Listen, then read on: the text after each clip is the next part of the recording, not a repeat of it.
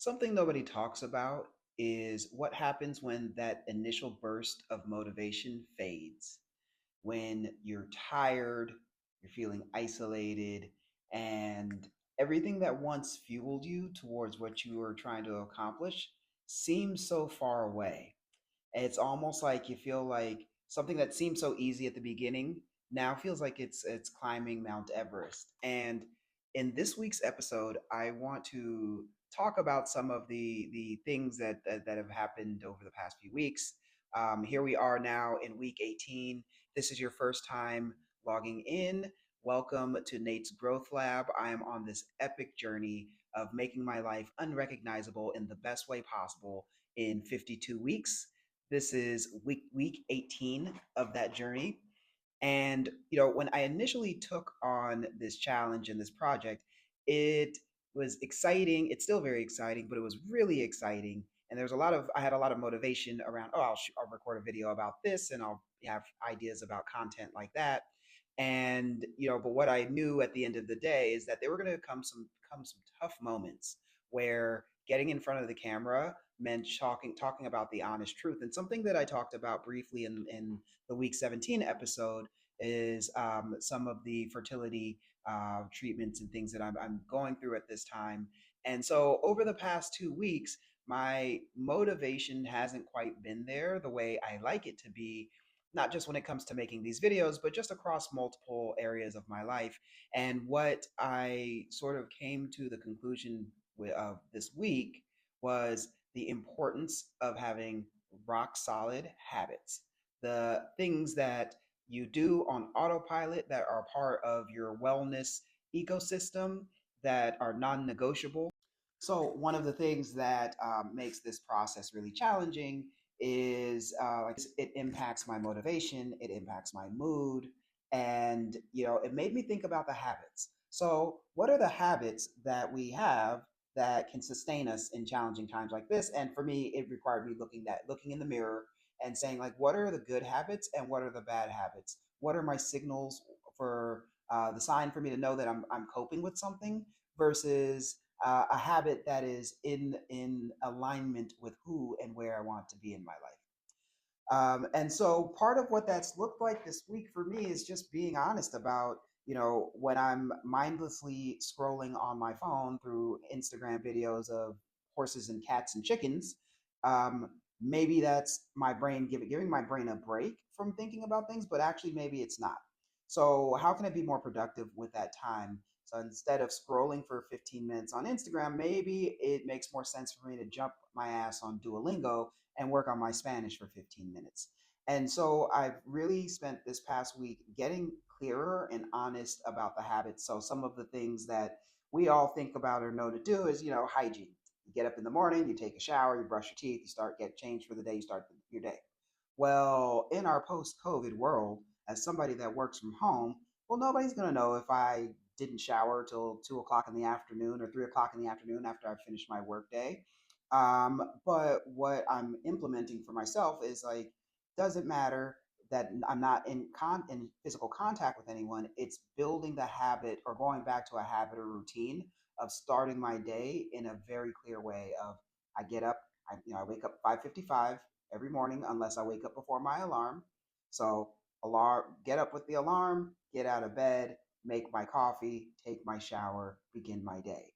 And so by having that routine every morning, it creates a level of stability in a time where there really is quite a few variables in my day to day life. The other thing is something that I started when I started this first series was like, I'm going to walk 10,000, 11,000, 12,000 steps a day. And in the earlier parts of this series, that was actually easy to accomplish. I was living near the ocean. It isn't that difficult to get out the house when the motivation is to walk to the ocean and be in the sand. Now that I've moved downtown, well, anyone that knows downtown LA knows that you don't generally want to just be out walking around all hours of the day or night. It's not as pleasurable of an experience. So that means I have to be a lot more intentional about creating my opportunities for getting out and getting my steps in addition to working out.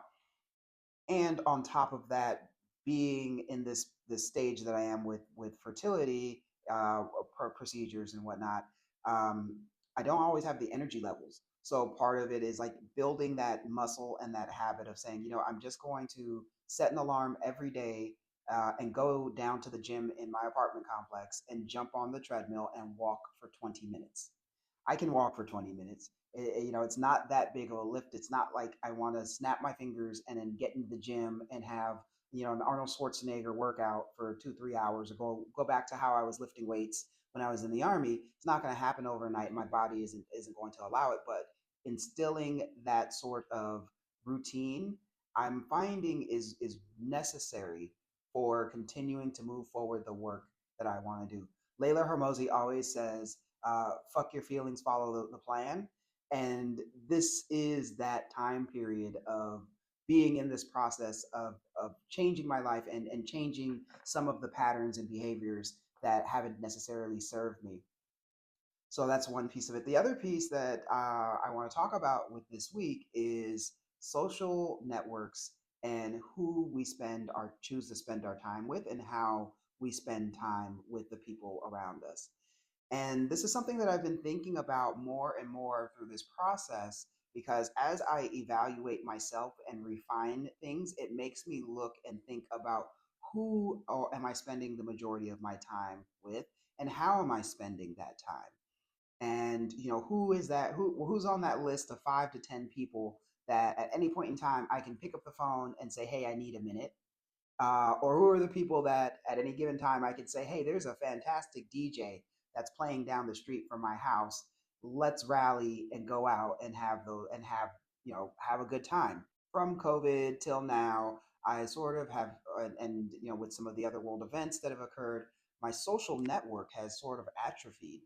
And that group of people that I would reach for or invite to do things, over time it started to dwindle and shrink, partially because I hadn't maintained the relationships, but partially because as we all evolve, how we relate to people, it changes and evolves, to the degree that I realized that I was just reaching for the same people to try to do all the things that I want to do. Well, we're all unique individuals, and even though I love fishing, a lot of my friends don't like fishing. So how do I find the ways of like developing relationships with people around um, things that are mutual interest areas? Changing your environment and changing who you spend your time with will also shift your mindset. It opens you up to new ideas, new ways of being, challenges you in different ways. And so, in addition to being more conscious about my habits this week, and being conscious of what the negative habits are, not just being conscious of the negative habits, but being conscious of uh, the train of events, or the line of events that lean up to any sort of bad habit. So, an example that I can think of is I've had a very long day at work. Don't power down till late in the evening, and so instead of reading the book that I'm working on reading right now, I lay on the couch and I watch trash TV for 2 hours. Two things end up happening with that. One, I'm not really engaging with the content that I'm taking in. And two, I end up staying up later than I intend to stay up. Sleep hygiene is so important. And so it doesn't serve me in either way, versus a productive habit being, yes, this was a really long day. I'm just going to have a nourishing dinner, maybe take another shower for the day, and crawl into bed, read my book till I'm ready to go to sleep. Two different ways of coping with the same sort of stressor or issue of the day. So with this video is really just, it's an update, as some of my other updates have been. Each time I try to refine things a little bit more and get clearer about the message.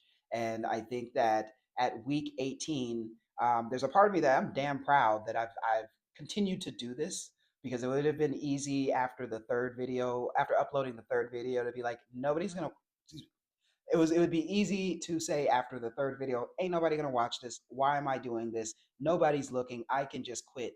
But I made a real commitment, and I'm down to sticking to this commitment. And through the process of doing this, I'm learning so much about myself, and I'm seeing how I'm growing in real time. And so, if there's anything that I want you all to take away from this video, the first one is to build the systems and the structures to keep you going when the motivation isn't exactly there, because that's when the real magic is happening. And then the second thing is build rock solid habits, unfuckwittable habits that no one can take away from you, and things that it doesn't matter whether you're making $1 million or $20, things that you have within your control that you can do every single day to keep yourself on track. And the third piece is just be around being very intentional on who you spend your time with and how you devote your energy and your vibe to the people around you and who you let into your vibe. Honestly, I'm not everybody's cup of tea. That's okay. Everybody's not my cup of tea either, and that's perfectly okay. It's not necessarily about cutting anyone off, but it's about just pruning the leaves and creating the space for more growth. So, if this has resonated with you, great. I encourage you to take on new habits and take on this challenge of 52 weeks of revamping your life. It'll change everything. If you all look back to that first video to where I am now, things are different. They look different, and I imagine the vibe that's coming across is different as well. So, with that, take care of yourselves. I care about you all. Until next time, peace.